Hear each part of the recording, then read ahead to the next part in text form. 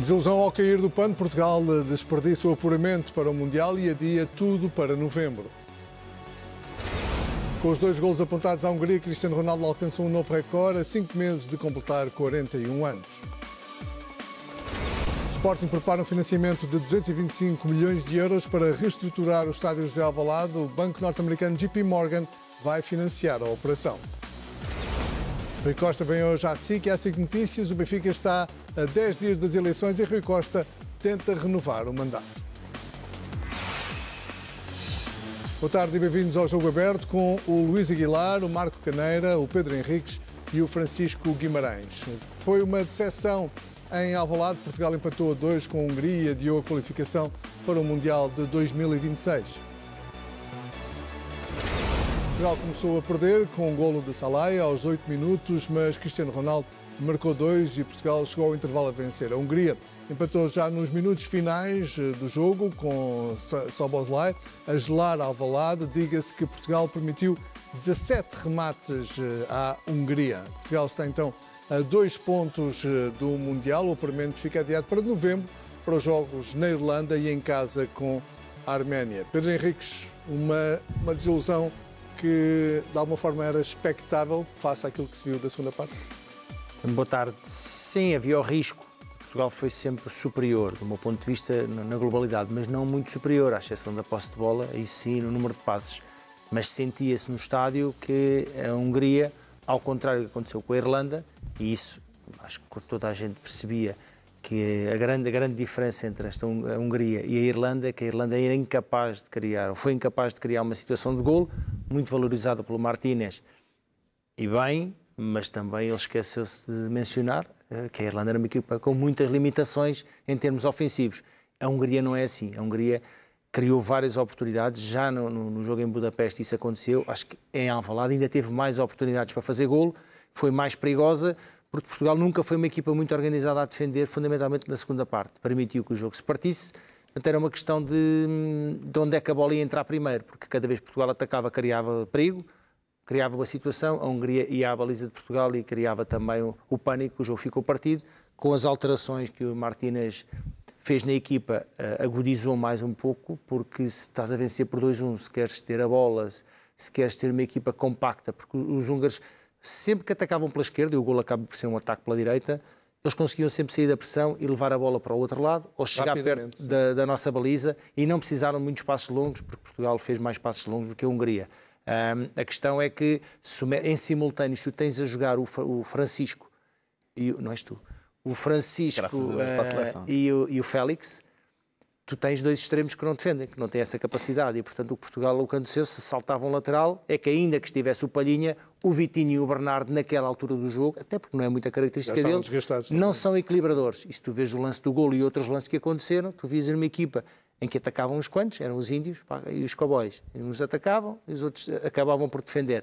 Portanto, nesse desequilíbrio, e eu espero que o selecionador nacional, essa também tenha sido umas lições que tirou do jogo, não só para os jogadores, mas para o treinador também, é quando fazes determinadas alterações, às vezes quando puxas muito, metes os jogadores para trás, dás um sinal e a equipa baixa, nem o treinador não precisa dizer nada, naturalmente acabam por baixar. Se metes jogadores que querem finalizar os lances todos, que vão para cima sempre e que arriscam, e que depois não têm uma reação à perda da posse da bola forte para juntar e ajudar os seus laterais a não ficar sempre 1 contra 1, corres o risco. E, portanto, Portugal permitiu que o jogo se partisse, e a partir daí que a qualidade que os húngaros têm, que é léguas da equipa da Irlanda, foi uma questão de ver onde é que a bola entrava primeiro. Portugal não conseguiu fazer mais um gol, e a Hungria fez o seu gol a acabar, mas podia ter feito mais cedo. Fez uma má gestão, Roberto Martínez, da equipa na segunda parte?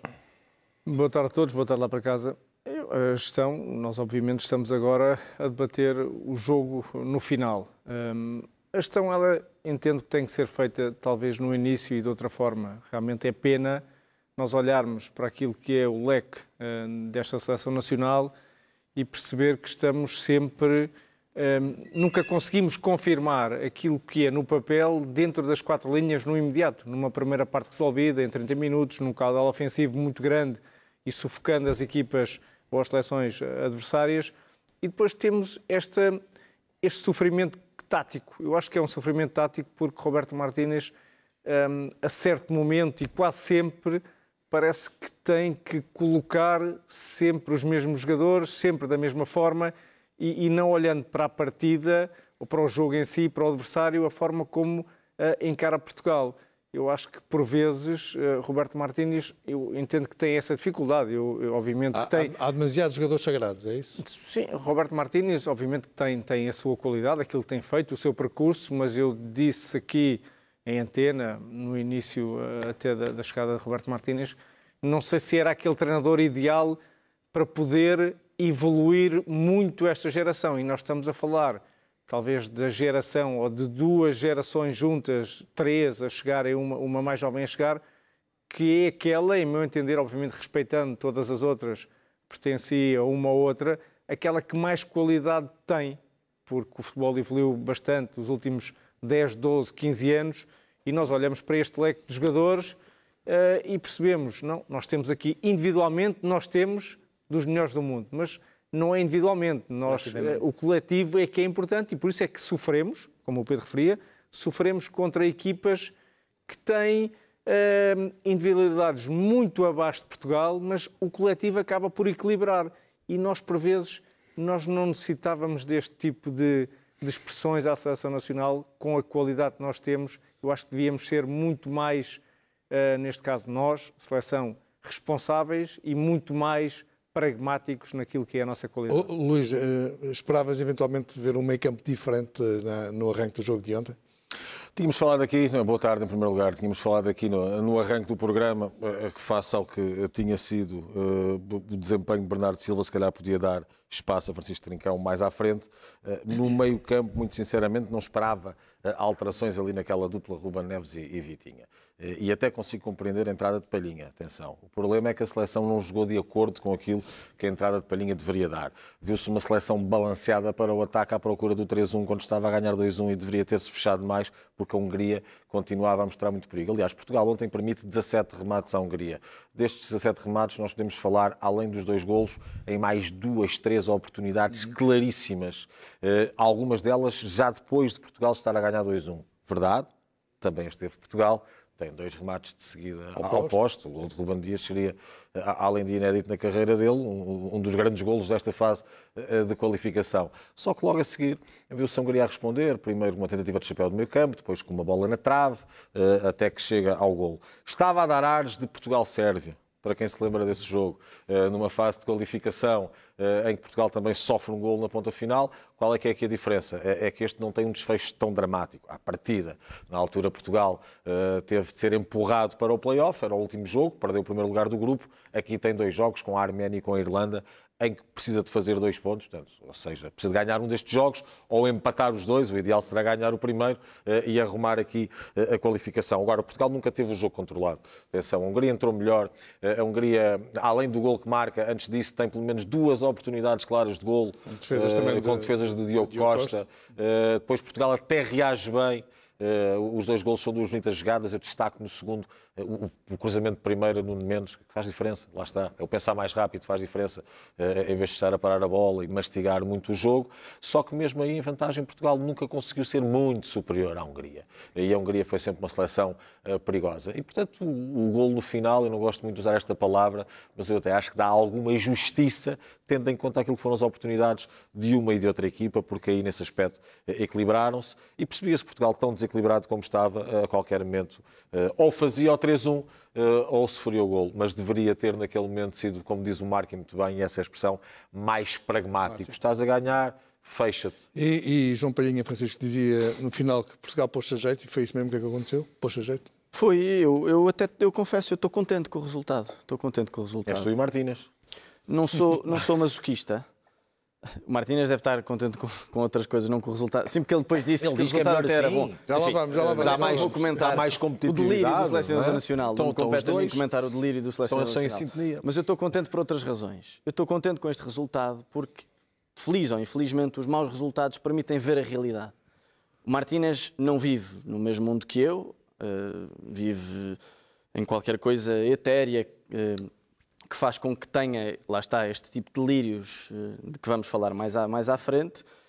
Só que como estes resultados permitem ver a realidade, nós agora não ouvimos, felizmente, aquele discurso sobre uma qualificatória implacável, de uma equipa que joga extraordinariamente bem. É a melhor seleção das melhores seleções que já passaram pela Península Ibérica. E do mundo.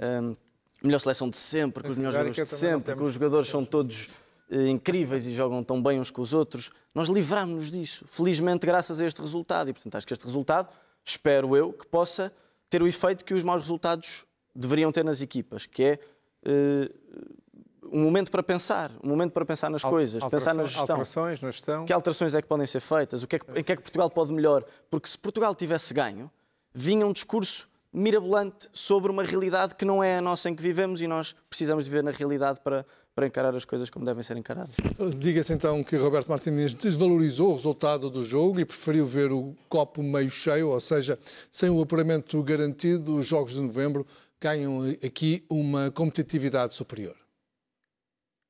Em realidade, para preparar um Mundial é melhor ter 2 jogos competitivos em novembro e continuar com aquilo que nós precisamos, que são jogos difíceis e jogos que têm muito significado. Então, não é uma situação negativa para os jogadores. E acho que para nós é continuar com aquilo que sempre fazemos, uma equipa muito comprometida, que trabalha muito bem. Este estágio foram 4 pontos. E agora precisamos de começar a preparar novembro com aquilo que fizemos aqui, que é muito para crescer. É então melhor ter jogos competitivos em novembro. Luís, esta declaração marcou-te um pouco também. Já não é a primeira vez que Martínez tem um pensamento semelhante, olhar para estes resultados, para uma oportunidade perdida de carimbar a qualificação para o Mundial e olhar até para esses 2 jogos, dando a tentativa a outros jogadores de poderem entrar na tal família seleção. E atenção, eu não sei se isso também iria acontecer. Não sei se isso iria acontecer mesmo que tivesse ganho o jogo, olhando para aquilo que tem sido o trabalho de Martínez. Acho que deveria acontecer. Não sei se iria acontecer. Agora não vai acontecer de certeza, não é? Agora, de certeza absoluta, que não vai acontecer e que a próxima convocatória não será muito diferente desta, a não ser que haja aqui depois alguém provavelmente íamos ter alguns jogadores de férias. Por lesão. Mas nós vamos jogar com a Irlanda. Se calhar o Cristiano Ronaldo podia pedir para não ir ou ir só a um. E se calhar não, porque está a perseguir também o seu recorde de golos. Portanto, eram 2 adversários à medida de muitos golos. Portanto, se ele não fizesse férias, não acredito que o outro qualquer tivesse legitimidade para pedir férias. Agora, havia essa intenção por parte de alguns jogadores. Agora, seja como for, é sempre melhor resolver hoje do que resolver amanhã. E esta ideia de que assim é mais competitivo, assim os jogadores não vão baixar os níveis, mas há uma coisa, cabe ao treinador, em primeiro lugar, garantir que tem lá jogadores em jogos que são afeijões, que querem agarrar essa oportunidade. E eu acredito que, sendo quase os mesmos, isso poderiam entrar nesse tal regime de férias, como diz o Francisco, mesmo estando de férias ou estando lá e ficando de férias. Também há essa parte, às vezes, nas seleções.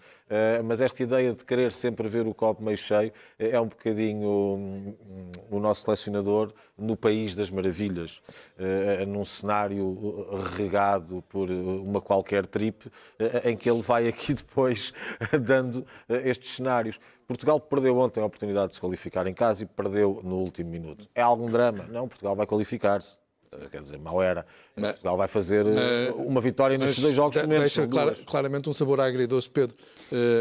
Havia necessidade desta declaração de Roberto Martínez? É aquele instinto de ver as coisas pelo lado bom? Serei? É um estilo. Eu recordo aqui que eu nunca tinha ouvido, já ouvi muita coisa no futebol, eu nunca tinha ouvido um treinador a propósito da utilização do Ronaldo no Euro.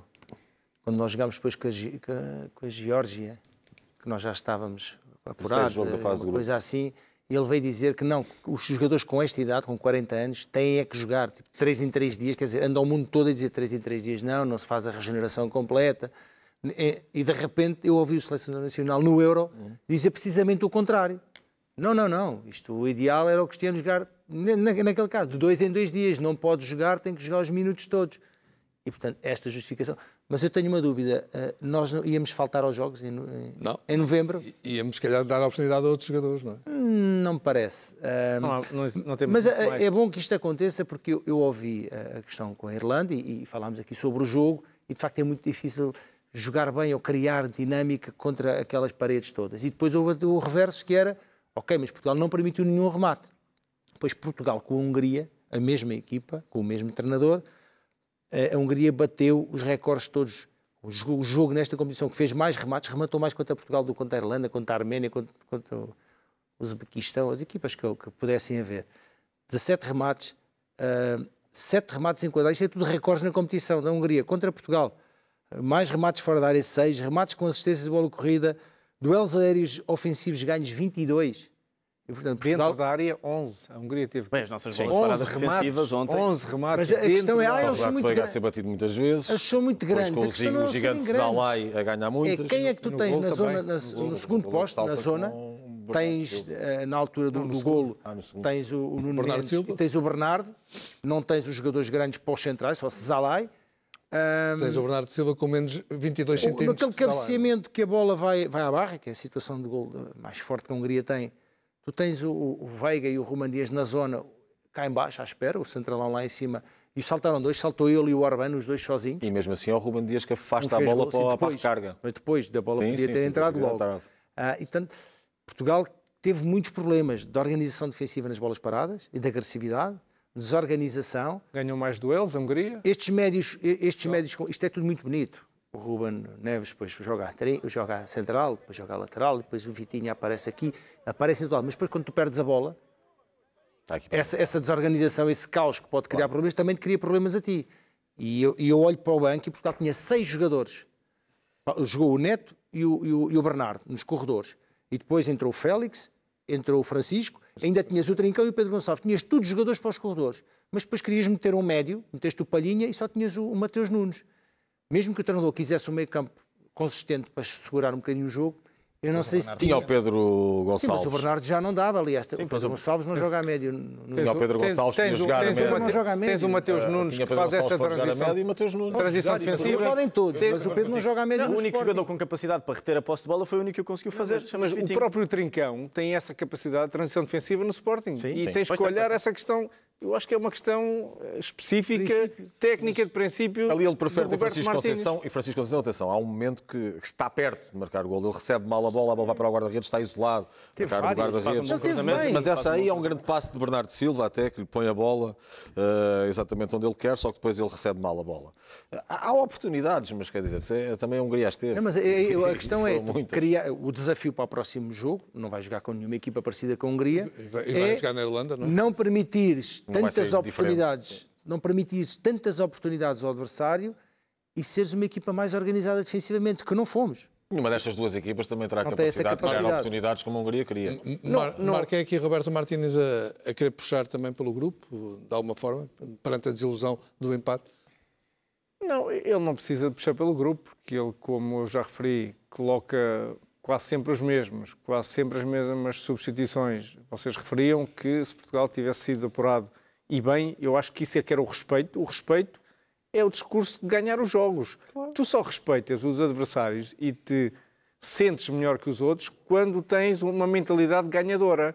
Não é esta mentalidade. Isto é uma mentalidade assim, vai ser competitivo, mas ser competitivo é ganhar os jogos. Porquê? Porque tu és melhor, tens mais qualidade individual e o coletivo tens que trabalhá-lo. E a questão é essa mesmo, é que taticamente nós olhamos para Portugal e eu, obviamente de fora, sinto que há um descontrole até por parte dos jogadores. Vitinha, obviamente, não perde a bola. Tem essa capacidade, essa qualidade. Ruben Neves também não perde a bola. Mas não há aqui esse rasgo de um passe entre linhas. Não tens aqui uma desmarcação que possa romper, obviamente, contra aquilo que são as seleções contrárias que são fortes fisicamente. São a questão dos duelos. Portugal foi aniquilado nos duelos. A Hungria foi mais forte nos duelos. Tens um meio campo com o Bernardo, mas tu tens a bola, Pedro, mas com a posse de bola que tu tens, tu nem sequer tens que ir aos duelos. Se estiveres taticamente bem colocado, é mais difícil. Claro, é mais difícil o adversário chegar. Não consegue chegar. Agora, essa questão de... É uma questão, o Trincão tem essa capacidade defensiva, mas pronto, é Roberto Martínez olhar individualmente. Eu acho que ele olha individualmente os jogadores. E eu acho que tem que olhar mais para o coletivo. Portugal a ganhar 2-1 estava a jogar como se estivesse a empatar. Completamente balanceado no ataque. E não tem necessidade disso. Não Nem pode. sempre, porque eu vi Portugal com uma linha de 6 algumas vezes e assustou-me também ver Portugal com uma linha de 6. É a teoria do mal menor. esta declaração de Roberto Martínez? É mais do que isso. É uma questão que eu considero até bastante grave, tendo em conta que estamos a falar do selecionador português e não o selecionador da Nigéria, com todo o respeito pela Nigéria. É que, quando Portugal ganha, Martínez agarra-se à vitória. E bem. Mas quando Portugal não ganha, Martínez não pode agarrar-se a mais nada porque não tem nada à sua disposição, não tem nada nas mãos. Porque o modelo de jogo não é bom, Portugal não joga bem.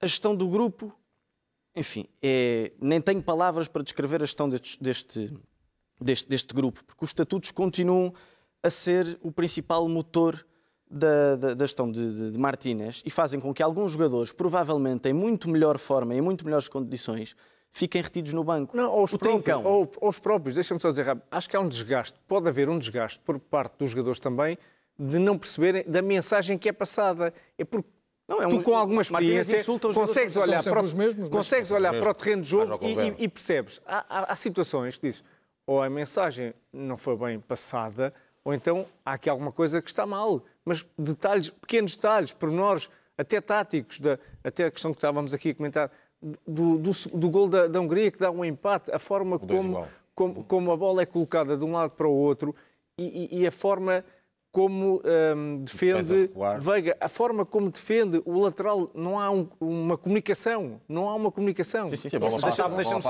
só terminar aqui. Deixa-me só terminar, porque o Trincão, de facto, é um bom exemplo. O Trincão passa para 0 minutos, mais uma vez.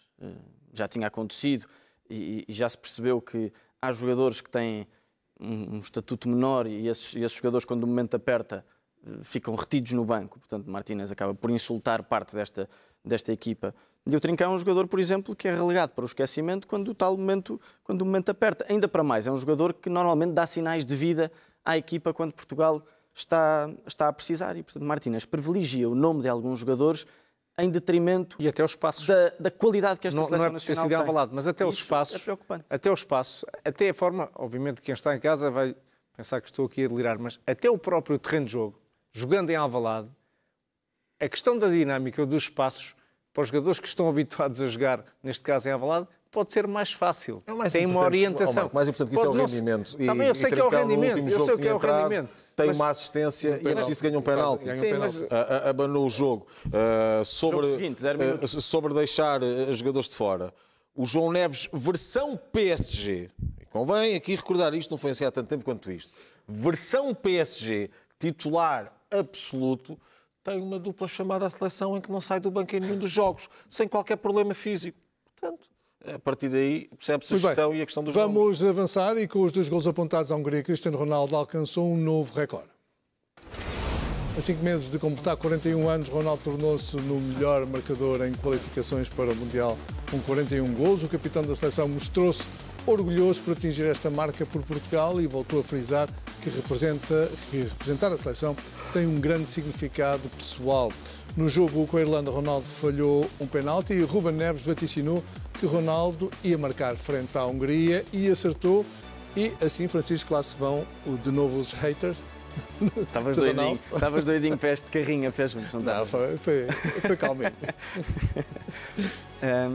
Para todos os efeitos, marca 2 golos e são 2 golos que se calhar parecem fáceis, mas são de ponta de lança. São 2 golos que mostram onde é que Ronaldo deve estar constantemente no jogo, que é dentro da área. É dentro da área onde ele sabe estar, é dentro da área onde sente um peixe dentro da água, é dentro da área onde faz a diferença.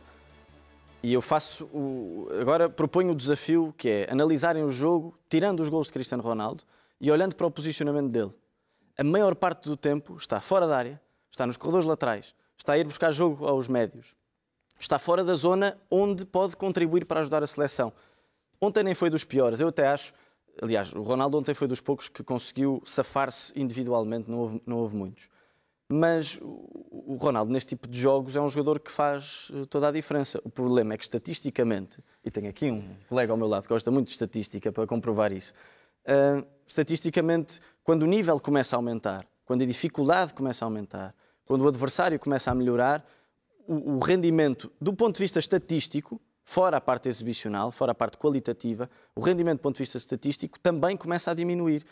E isso, na gestão da equipa a médio prazo, é preocupante porque vem uma grande competição. Está relacionado com a zona onde as equipas estacionam. Claro. Porque se tu jogas contra a França, com a Alemanha, a Itália ou a Espanha, Não estão aí. normalmente tu não encostas o adversário atrás. Portanto, o nosso ponta de lança estará mais ou menos, porque os centrais sobem quase até a linha do meio campo. Claro. E nesse espaço o Cristiano já não faz a diferença. Ou seja, se ele tiver que ir buscar as costas do adversário, já não consegue. Contra as equipas Que recuam mais. que são mais limitadas em relação a Portugal, eles encostam mais atrás e ele nessa procura do espaço das Tem que diagonais sair, curtas ser um bocado. e no mesmo posicionamento consegue fazer a diferença. Ontem fez bastante a diferença. Mesmo assim, há uma quantidade de jogadas enorme que é desperdiçada por causa de uma presença inútil de Ronaldo em zonas onde ele não deveria estar.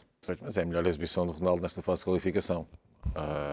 O que diz muito das claro. exibições de Ronaldo nos últimos tempos. Francisco, marca 2 golos e o segundo é um gol... Podem-me atirar esse argumento sempre, Luís, mas o jogo é mais E o do que segundo é isto. um gol de extrema dificuldade, atenção, porque Quem é que disse o independentemente do contrário? passe de Quem é que Nuno disse o Mendes, contrário? é uma grande finalização. Portanto, nego há isso. muitos jogos em que Ronaldo e o rendimento de Ronaldo afetou a seleção, até porque além de estar fora de sítio, quando estava dentro do sítio, também falhava. Agora ele ontem... E muitas vezes tem desinspirado também. Ele ontem tem duas oportunidades e marca as duas e vira o jogo.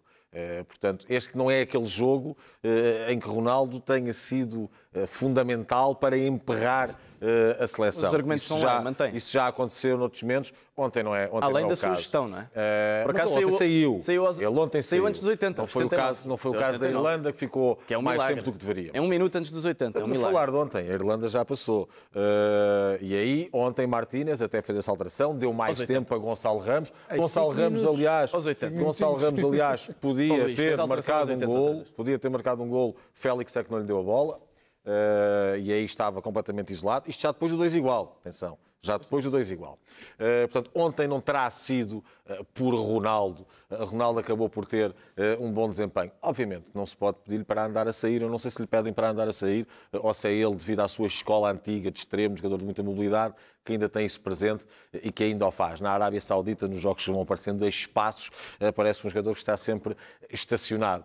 Não vejo que ontem tenha sido tanto esse o problema. Acho que o problema esteve sobretudo no meio-campo, na forma como não conseguiu suster o meio-campo da Hungria, nem na primeira parte, nem na segunda, e depois numa ponta final uma equipa, como o Marco disse bem, faltou-lhe pragmatismo para estar numa posição mais conservadora. Não era com estes jogadores que tinha dentro de campo que iria assumir esse conservadorismo, com o Francisco Trincão, com o Pedro Neto, com o próprio Nuno Tavares que entra, que é também um jogador que gosta de cavalgar pelo flanco, mas tinha lá jogadores no meio campo que lhe permitiam fazer isso. Acabou por não fazer, parece que Portugal estava desesperado à procura do 3-1. Eu não sei se isto tem a ver com os ambientes que se vivem nos estádios em Portugal, com esta ideia que há pouco o Francisco passava, que se cria de uma seleção que tem de esmagar toda a gente e que é melhor. A verdade é que ontem em Portugal, até 1 minuto do fim, tinha o apuramento garantido. E nesse momento, sendo o apuramento garantido, não ficas 3-3 ou 4-4 na defesa. Espera aí, Pedro, para todos os efeitos, e agora estamos a falar mais de Cristiano Ronaldo,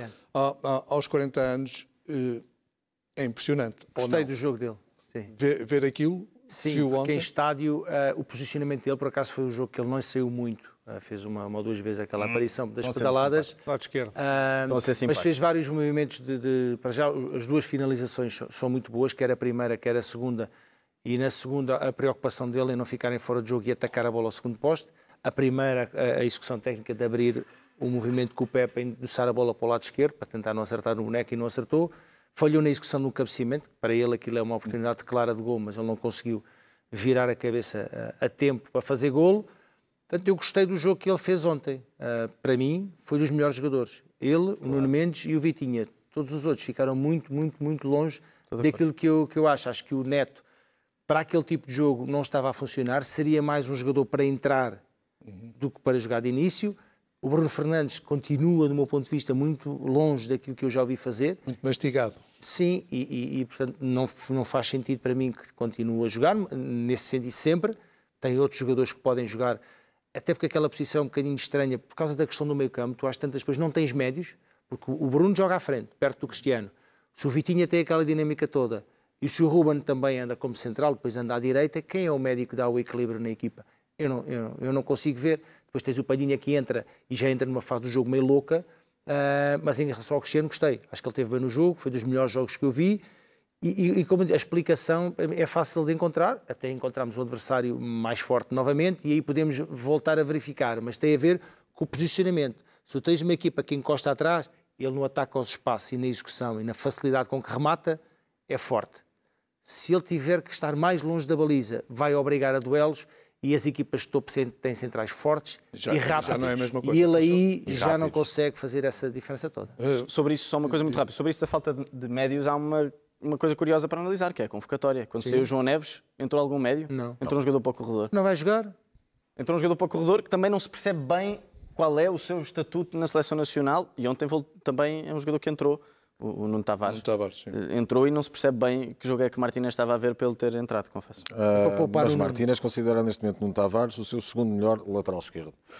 E Nuno Tavares, em matéria de clube, tem vindo a fazer épocas bastante interessantes, bastante assinaláveis. Épocas que justificam uma chamada à seleção nesta ótica de 2 jogadores por posição. Não, mas foi para gerir o esforço do Nuno. Só que o Nuno Tavares é forte a atacar, mas a defender é um jogador com lacunas. Mas quando precisas de um médio, lá está. O problema aí é que eram jogadores muito balanceados para a convocatória. frente. Nuno Tavares é aqueles laterais de locomotiva. Agarra na bola e leva tudo à frente. Entrou bem. E fez 2 ou 3 investidas dessas. Mas ali lá está, o jogo estava louco. Para Portugal não interessava que estivesse louco. Para Portugal o treinador é que tem que ler isso. A liderança calma. Eu estava na bancada e estava a ver. Agora, se estás só a lançar setas para dentro de campo, aquilo vai obrigar esse jogo. Ele é que tem que ver, ele é que é o líder. Ele ali naquele momento está a ganhar, é conservar. Tantas vezes se ataca selecionadores por uma abordagem muito conservadora em jogos que estão a empatar, em jogos que estão de ganhar. Ontem estava a ganhar. Eu não digo, obviamente, começar a defender, nesse aspecto, logo Fernando após o Santos 2-1. Eu não precisava de fazer isso. Mas isso ontem aconteceu. Acontece depois do 2-1, mas depois desaparece logo. Mas eu não precisava. Ele começa a defender cedo com 6, cedo no jogo com 6 e acaba a atacar muito. Nos últimos 5, 10 minutos. Atenção, estamos a falar, últimos 5, 10 minutos, já a Hungria tinha colocado a tal bola no poste do cabeceamento, já tinha um chapéu que o Diogo Costa estava batido. Já agora, no primeiro golo da Hungria, muito se fala aqui da diferença de centímetros entre Solai e Bernardo Silva, mas Diogo Costa é mal batido, pode fazer melhor nesse lance também. Portanto, não é só aqui a diferença de centímetros, há uma responsabilidade grande do guarda-redes e depois há o cruzamento que é feito para o segundo golo, em que também há a responsabilidade dos defesas, tanto do que está ao primeiro poste como o que está ao segundo poste. Ficam a ver a bola passar. O segundo poste não tem possibilidade nenhuma. O Nelson Semedo sai para aparece o Salai. Sim, mas onde é que começa? Onde é que começa essa variação de jogo? Variação de jogo e depois um contra um. Os dois centrais vão muito perto e o Nelson Semedo tem 2 homens. Tens o Salai e ele aproxima-se do Salai e o Szoboszlai foge para trás. E portanto o lateral aqui sim tem que fechar dentro e ficou o homem de fora, que é para marcar quem? Ou o médio ou o extremo. Mas tu vires a repetição, o Francisco e o Félix estavam lá. Longe. São jogadores que nunca recuam, eram os jogadores que ele estava a lançar para campo nessa altura. E não é que não tivesse outros, atenção. Nós olhamos, por exemplo, para a melhor convocatória da seleção. Quem é que não estava? Não estava João Neves. Era o único. Marco, o resto dos outros são as tais feras que Martínez tem levado a todo lado. Cristiano, podemos olhar para os 2 jogos. Para o jogo frente à República da Irlanda, que foi contra o muro, quase, e o jogo de ontem. Sim, eu acho que ele esteve bastante bem, obviamente que acaba por fazer 2 golos em execuções que são difíceis e que são, eu acho que o ponto mais importante de Cristiano neste momento, mas podemos discutir Cristiano todos os dias. Agora, entendo que ele, com Martínez ou com outro selecionador, vai jogar na Seleção Nacional até ao dia que ele entender que deve representar a Seleção Nacional. Não há aqui qualquer dúvida, obviamente, na minha opinião. Isso é um problema. Eu não sei se... Ele jogar, tem futebol para isso e rendimento para isso e pode jogar naturalmente. Agora, aquilo foi feito no Europeu, com essa utilização, 90/90, nesse jogo a que o Pedro se referia, que Portugal perde contra a Geórgia 2-0, jogaram 2 jogadores que tinham vindo dos outros jogos. A questão nem é essa. O guarda-redes, tudo bem, Diogo Costa, não está aqui, todos os outros não está em causa, para mim, e não é o jogo de ontem, não está em causa, é um mau exemplo. Aquilo que é, mas há outros muito anteriores. Aquilo que é, sim, não está, um exagero. Para mim não está, obviamente, em causa aquilo que é Cristiano Ronaldo, ou que tem sido para o futebol português. Não está. Não é essa a questão. Obviamente. A questão é o que é que vem a seguir. Qual é o futuro desta geração? O futuro agora João Neves, de Gonçalo Ramos, de Francisco Conceição, mas até estavam a dizer que de o Ronaldo Gonçalo Inácio. O futuro agora é garantir a qualificação para o Mundial. Não é isso. Mas qual é o futuro da Seleção Nacional? Quem é que vem a seguir? Não é que são inquestionáveis. É inquestionável. O Cristiano é inquestionável. Não vale a pena. Imagina que o Cristiano Nós estamos a olhar sempre para Mas é inquestionável, não tem que ser inquestionável 90 sobre 90. Dias. Tem um impedimento de 15 dias numa fase final, tem uma gripe, uma coisa qualquer, e tu de repente tens um ponta de lança que para o treinador não conta, porque se o ponta de lança entrar 5 minutos do fim... Não conta. Se entrar 10 minutos do fim... É para ser internacional. É para ser internacional. É mesmo só para encher chouriços. Claro, é para ser internacional. E é nessa... Nós falamos sempre nos treinadores de equipa, tu tens que manter... O problema não é os jogadores que jogam, são os outros que não jogam. Tens que manter tudo ali com sede. E, portanto, tens que ir dando a cenoura aqui e ali. Mas na Seleção Nacional... 5 minutos de cenoura... Isso não é uma cenoura, isso é aquela pequenininha, aquela beira. Quando Gonçalo Ramos não estava a jogar, estava sempre no banco e raramente saía de lá, no jogo em que é lançado a titular, marca 3 golos à Suíça, isto com Fernando Santos no Mundial. Também aquilo que lhe tinham dado antes não era muita coisa. Ele tem essa capacidade. Mas já foi há quantos anos? Estava a chegar, ele estava a chegar. De forma consistente. Tinha essa capacidade, e tem essa capacidade, não é só tinha, ele tem a capacidade de ser titular, de dar essa resposta como titular. Mas é importante no jogo, se tu precisas... É importante ele ter mais minutos, tem oportunidade. Mas tem essa capacidade. E justifica, não é só... É que justifica. Agora, por exemplo, ontem, com aquele gol da Hungria, se calhar perderam-se 2 jogos com Gonçalo Ramos a titular. Porque provavelmente Cristiano Ronaldo, sim, seria daqueles que poderia dizer, ok... Mas pode jogar a titular, mas tu vais jogar com a Irlanda ou vais jogar com a Arménia, podes jogar com o Cristiano e o Ramos a fazer o que o Bruno Fernandes está a fazer. Igual. Podes fazer. Tu crias o teu meio campo é igual. O teu meio campo não é igual, não mexe. Gonçalo Ramos tem ao longo da sua carreira muitos jogos. Aliás, na primeira época da afirmação no Benfica, ele jogava muito atrás do ponta de lança. A posição dele de formação não é ponta de lança. E depois é que começa a jogar a ponta de lança na época seguinte com Roger Schmidt. Mas é curiosamente a jogar a ponta de lança que ele consegue depois ter mais rendimento e sair. Muito bem, vamos avançar. Olhamos agora para o Sporting, que prepara um financiamento de 225 milhões de euros para reestruturar o estádio José Alvalade. O banco norte-americano JP Morgan vai financiar o Sporting nesta operação. No fundo, trata-se de uma emissão privada que torna o processo de financiamento mais rápido e é direcionada a um pequeno grupo fechado de investidores institucionais e não propriamente ao público em geral. O financiamento deverá ser feito por um período de 25 anos, a uma taxa fixa de 5,75%. O Sporting fica com um encargo anual de 20 milhões de euros. Diga-se que o Sporting já gastou 50 milhões de euros esta época na cobertura do fosso. O objetivo é dar uma nova vida à zona da Alvaláxia, com um novo museu, uma nova loja verde. E Frederico Varandas sublinhou também recentemente que os Leões têm uma vantagem competitiva em relação ao Benfica pelo facto de Alvalade estar no eixo central de Lisboa. Foram estas as palavras do presidente do Sporting. Marco, isto é um investimento gigantesco que o Sporting está aqui a abraçar? Sim, é um grande investimento, mas estamos aqui a falar de emissão de dívida. Obviamente que tem esta taxa de 5,75, institucionalmente acaba por ser importante, até aqui pela questão do JP Morgan ser uma instituição muito credível e normalmente isto o que acontece são outros fundos também que acabam por adquirir este tipo de dívida, é dívida muito segura. Eu já falei aqui anteontem que dificilmente, e nós falávamos aqui dos casos até de bancos em Portugal que faliram, dificilmente um dos 3 grandes ou os 3 grandes vão falir alguma vez. E isto acaba por ser aqui o investimento, e nós falávamos, há sempre investimento, há sempre grandes empresas que querem investir nos clubes. Aqui estamos a falar de algo que é um pouco diferente, é um investimento, é uma emissão, obviamente que é colocada a outros grandes fundos. São fundos que compram e vão ter esta rentabilidade, porque depois, no final das contas, eles vão dar 2%, 2,5% aos seus clientes, quando a dívida inicial, o valor inicial é de 5,75, por isso estão sempre cobertos e o Sporting faz aqui, ou pode fazer aqui uma grande operação de fazer também tudo aquilo que é a renovação do estádio e estamos a falar a 25 anos, por isso é que é algo que acaba por ser muito natural, são estas emissões de dívida que são importantes e são basicamente aquilo que sustentam estas grandes empresas e os fundos. Francisco, estamos aqui a falar de uma visão estratégica para o Sporting, neste caso com alcance que vai muito para além, se calhar, da vida de alguns sócios. Sim, estamos a falar da necessidade dos clubes repensarem a maneira como conseguem ser financiados.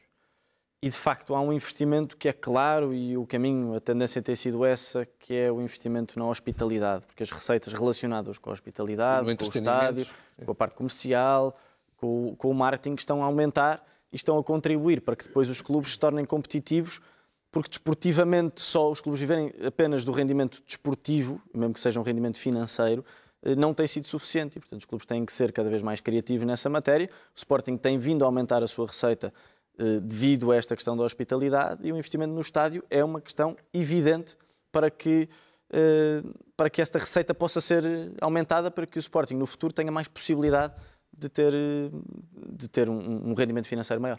E no fundo, Luís, a campanha das eleições do Benfica já ouvimos também falar nas remodelações que estão à vista.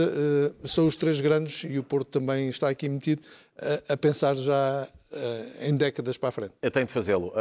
O Benfica tem isso com o Benfica District, que tem também um custo semelhante a este do Sporting. O do Sporting está em 220 milhões, o do Benfica também tem uma projeção inicial de 220 milhões. Isto tem a ver com 2 pontos. Primeiro, conseguir criar vida financeira, ritmo financeiro nas zonas do estádio, para lá dos dias de jogos. Depois, nos dias de jogos, reter os adeptos mais tempo nestas zonas.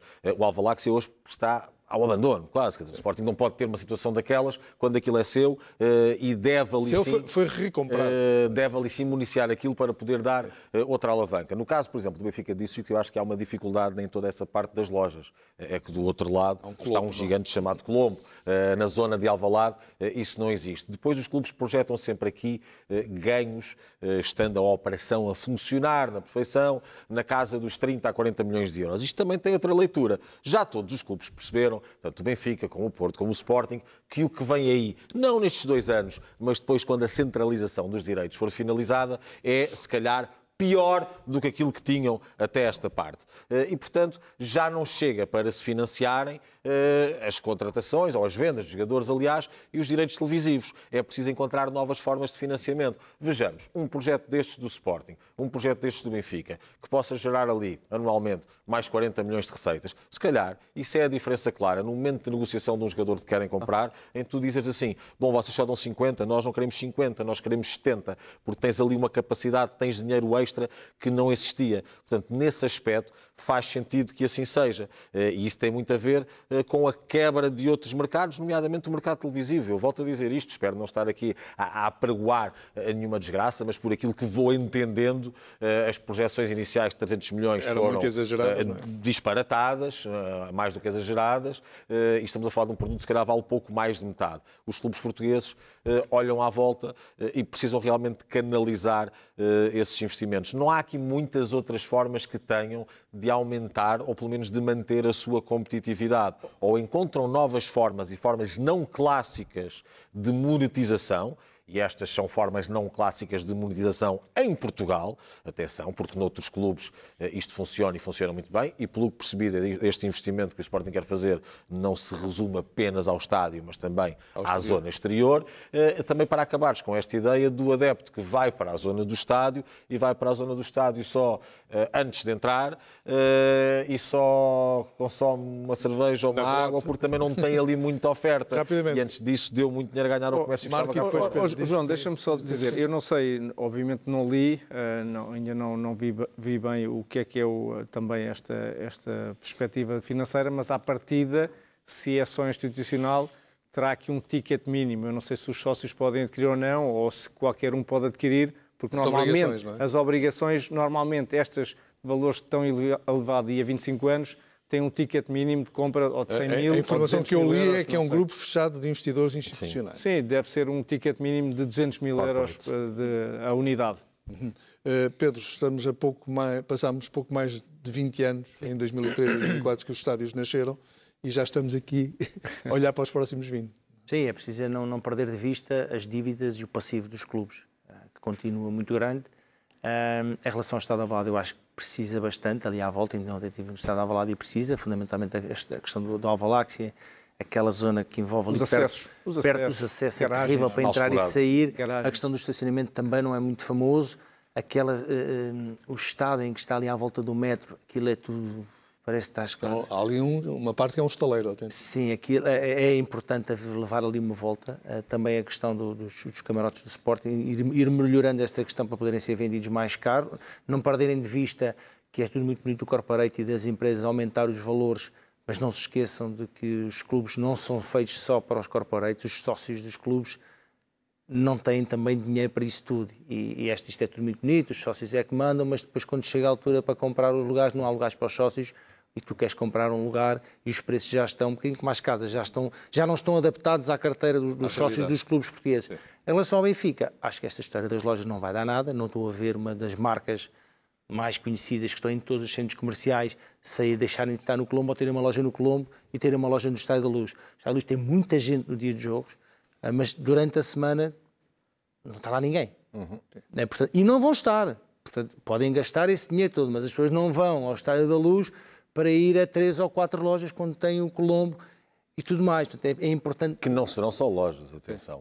Inventar isso, não serão apenas lojas. Há projeção de hotéis, há uma ideia também parece que muito ambiciosa. Mas já lá há um hotel e não está lá ninguém. Muito ambiciosa. Só que ele está sempre cheio.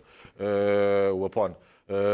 Depois há também a projeção de uma sala de espetáculos que me parece muito ambiciosa, tendo em conta... É verdade que Lisboa tem carência de salas de espetáculos. Atenção, dessa dimensão, mas aí também há algumas. Agora, a ideia aqui passa sempre por ser a mesma, que é criar isso. Tu tinhas isso, enquanto jogador passavas por isso, tinhas muita gente no Estádio da Luz. Hoje em dia, é verdade, não há tanta gente fora dos dias de jogo, digo. Aqui a ideia é criar esse movimento, ser um bom sítio para passear, para andar às compras, para ver espetáculos. Aliás, o que leva mais gente são as escolas de futebol no Estádio da Luz. Sim. Sim. Porque se as escolas de futebol deixarem de treinar ali, podem pôr lá as lojas que quiserem. Sim, mas aí também o projeto não passa por aí, por retirar as escolas de futebol. Essas acabam por se manter. Aqui passa por gerar esse maior movimento. E a ideia do Sporting será semelhante. Se o vão conseguir ou não, é outra história. Agora, são feitos estudos nesse sentido, e o Sporting também os terá, para poderem... E eu acho que aqui é o número ideal, o mais alto que os clubes podem chegar, é que estes seus projetos paralelos possam render 30, 40 milhões por ano. Se assim for, já bom, uma receita considerável. É o que vale os direitos televisivos agora para os 3 grandes. Vamos avançar. De Itália chega a informação que a Juventus está com dúvidas sobre João Mário. Segundo a imprensa, estas notícias com naturalidade? Sim, a falta de naturalidade nesta história é o princípio da história. É um princípio incompreensível. Não há nenhuma razão lógica futebolística, pode haver outra, mas razão futebolística não há para preferir o João Mário ao Alberto. O Alberto é um jogador muito mais completo, é um lateral muito mais competente, muito mais interessante e com mais margem do que o João Mário. Com outro porte físico também. Sim, enfim, muito mais completo de todos os pontos de vista. E, portanto, o início desta transferência é que não se percebe. Eu, sinceramente, acho que não foi só uma razão desportiva, qualquer coisa que nós não sabemos, que fez com que a Juventus fizesse esta operação de caridade. Vês assim também? Vejo com naturalidade, tendo em conta aquilo que são as opções que a Juventus tem tomado, já há 2. É isso? Não, eu acho que estamos a olhar aqui para aquilo que o Luís referia, por vezes são acertos. A questão de Francisco Conceição, nós não sabemos de que forma ou o que é que ficou estabelecido entre os clubes. Isso normalmente acontece. A Itália esteve para ir para a Alemanha? Não, a Itália é algo que se faz também. Inter e Milan trocam jogadores há muitos anos, não só pela questão desportiva, a questão financeira também. Aqui, não sei, volto a referir, pode ter sido algo relacionado com Francisco Conceição, porque se olharmos aquilo que é a questão técnica, João Mário, a troca que o Foco Porto acaba por fazer, eu acho que o Foco Porto fica muito melhor desta forma e obviamente João Mário também, como dizias, o contrato está assinado, é claro que está assinado, mas quando são este tipo de situações, obviamente que os contratos dos jogadores são sempre os contratos. Aqui o mais importante é aquilo que é a negociação entre partes. Atenção, e a troca. Só esta nota. Não há muitos anos a Juventus era o clube em Itália que dava cartas e que dava lições na parte da sua direção desportiva. Verdade que associada a isso e em simultâneo a Juventus estava depois também a utilizar outro tipo de práticas pelas quais pagou e até desceu de divisão. Falo dos tempos de Moggi, concretamente, que era um negociador implacável e que muitos craques conseguiu dar à Juventus. Essas pessoas desapareceram. Estas Juventus de hoje nada tem a ver com esse tempo. Está lá o sítio, só. Não está mais nada. Muito bem, a seguir a uma curta pausa falamos de Rui Costa, que vem hoje à SIC, à SIC Notícias, para uma entrevista em exclusivo, numa fase decisiva da campanha eleitoral do Benfica. Até já.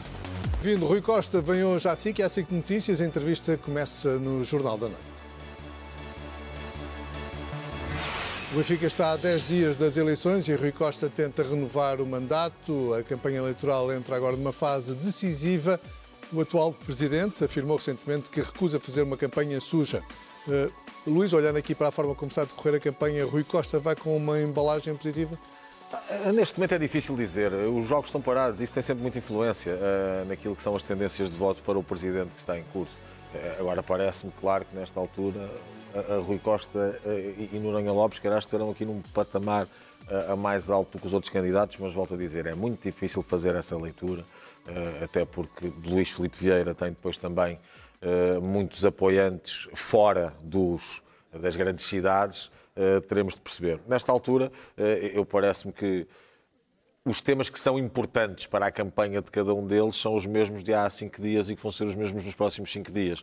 Ou seja, é intensificar essa ideia daquilo que são as suas forças, tentando aqui depois também não destapar aquilo que são as suas fraquezas, mas acredito que nesta fase as campanhas, tanto Rui Costa como Noronha Lopes, tenham aqui mais recursos.